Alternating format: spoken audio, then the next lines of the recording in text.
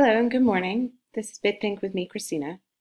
Today I want to talk a little bit more about the power of the collective imagination and how it informs some of the ways in which Bitcoin resembles what we generally describe as religions. In my very first video, I talked about the ways in which the things that human beings can imagine and then believe as a group to be true have created most of the things that we interact with in our daily lives. If you stop to think about the things that human beings care about and the things that organize the physical realities of the days and nights that we all live, it's pretty clear pretty quickly that most of those things are essentially a figment of our imagination, and that they derive their power from being believed by the collective to be real. It is also the case that when a group of humans come across an idea that they do not like or believe in, a standard response is to point to it and call it either irrational or imaginary. So in this video, I want to just explore a little bit more about how the capacity to imagine things that are not real in the sense of you can't touch them, you can't feel them, they exist only in our heads and then in our language, is really the most powerful thing that makes us human. And that to get involved in conversations about rational versus irrational, real versus imagined, is essentially to miss the entire point. Now, of course, we can't all go about our daily lives holding a continual meta-awareness about how everything that we think is real or what we think of as rational thought processes are actually sophisticated forms of collective imaginings. We can't all stay, none of us should stay in a permanent sort of postmodernist kind of M.C. Escher staircase kind of awareness. But it is important to remember when we get into conversations either with ourselves or other people, and we interact with the language of rational versus irrational or real versus made up, that underline pretty much all of our most cherished concepts are imaginary structures.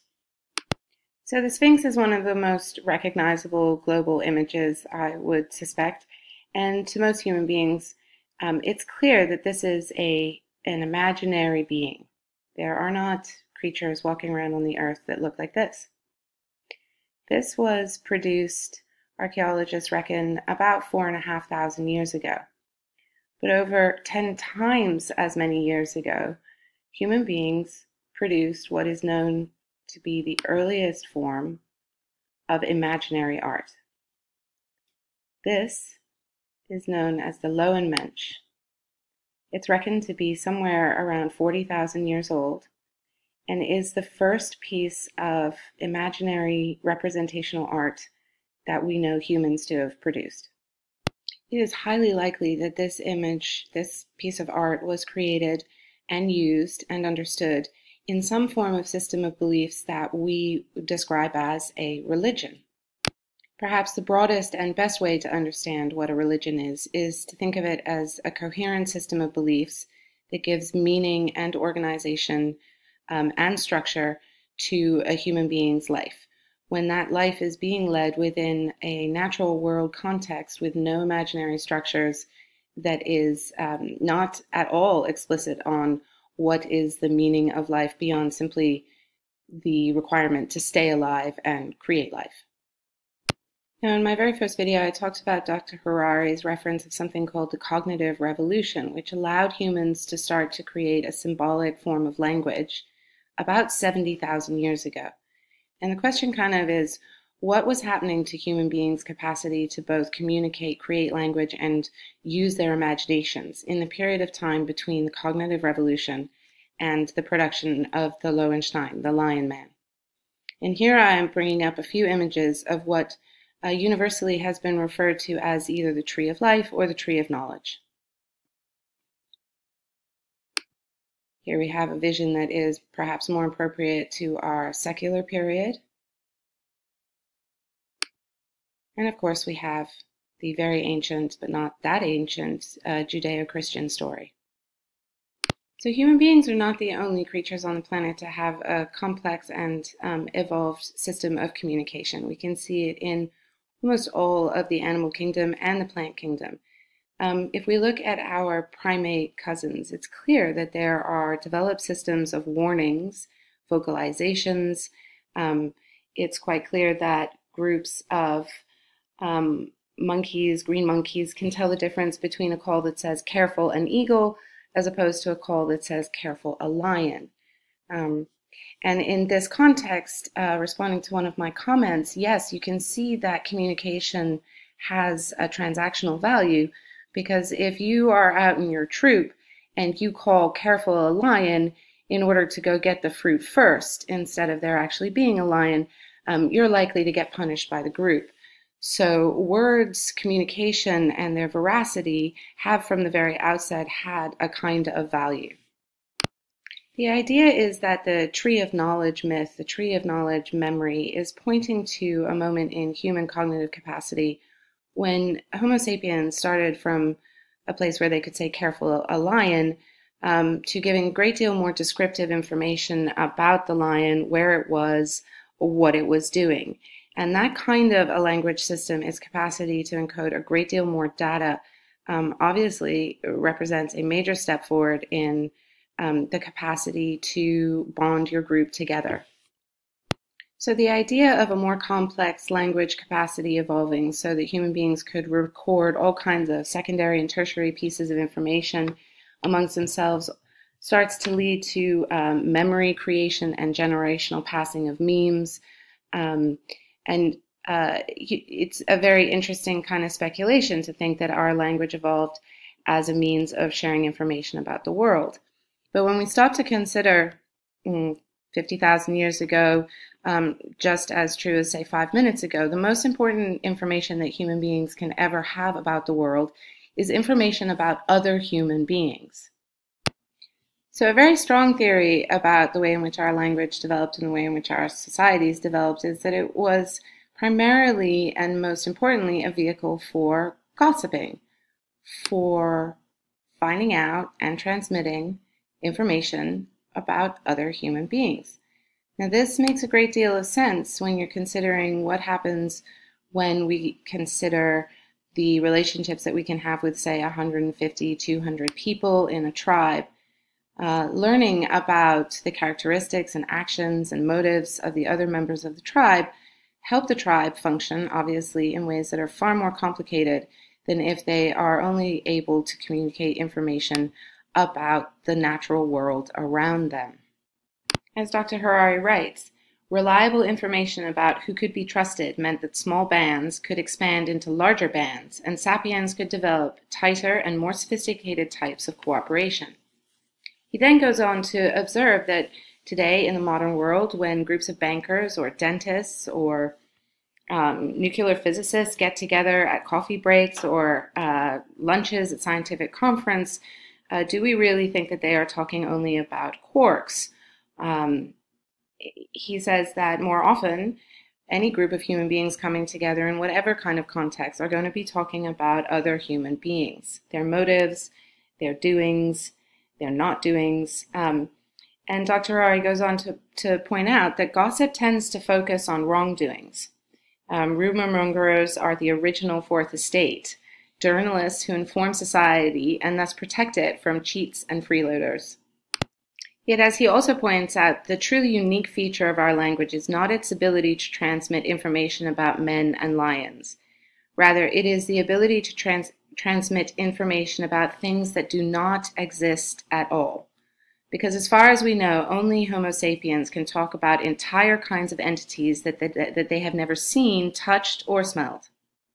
So it's from this ability that legends, myths, gods, religions, money, morals, all of these things evolve from this capacity of our language. Many animals and human species previous to ours could have said careful, a lion. But because of the cognitive revolution, Homo sapiens acquired the ability to say, the lion is the guardian spirit of our tribe. This ability to speak about fictions is the most unique feature of sapiens language. If you compare a human with a monkey, for example, you can see that the human can speak about things that don't exist and believe 6 different things before breakfast, while you could never convince a monkey to give you a banana by promising limitless bananas after death in monkey heaven. The key part is not what individuals believe by way of imagined beings, but what collective groups of individuals believe about imagined beings or entities or concepts. Because through a collected belief in those imagined things take on very, very real power and very real substance.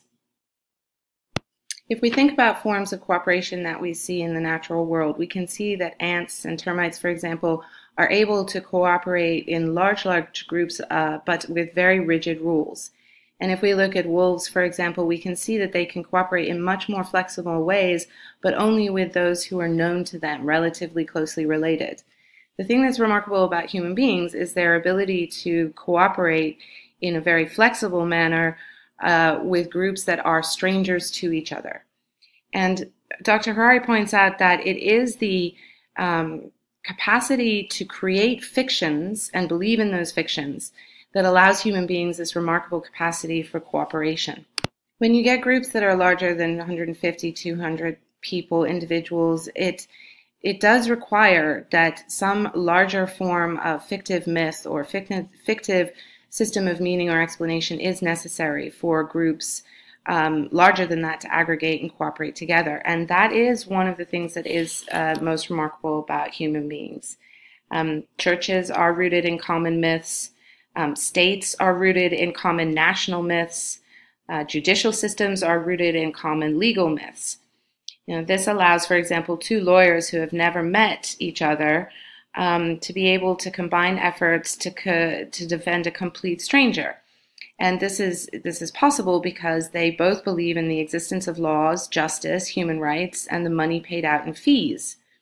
But for example, none of these things exist outside of the stories that people tell one another. There are no gods in the universe, no nations, no money, no human rights, no laws, and no justice outside of the common imaginings of human beings.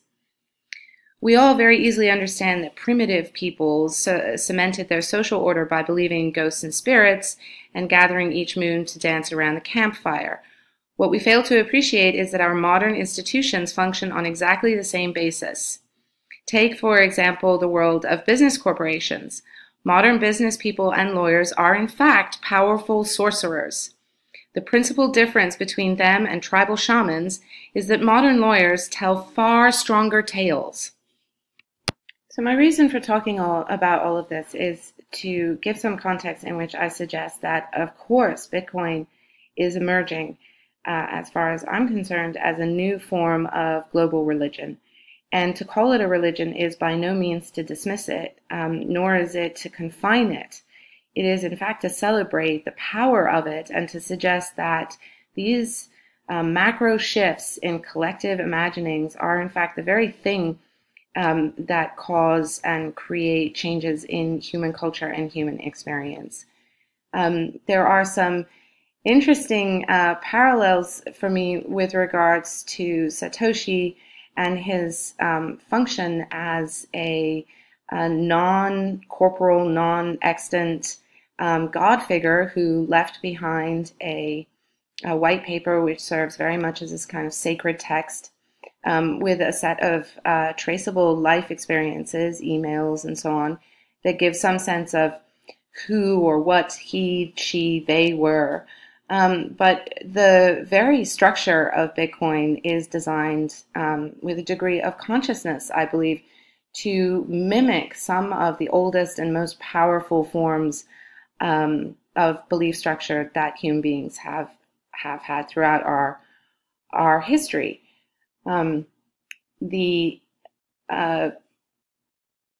The remarkable thing about this new call to a form of belief system is that it points to its very imaginariness as part of its induction, if not indoctrination.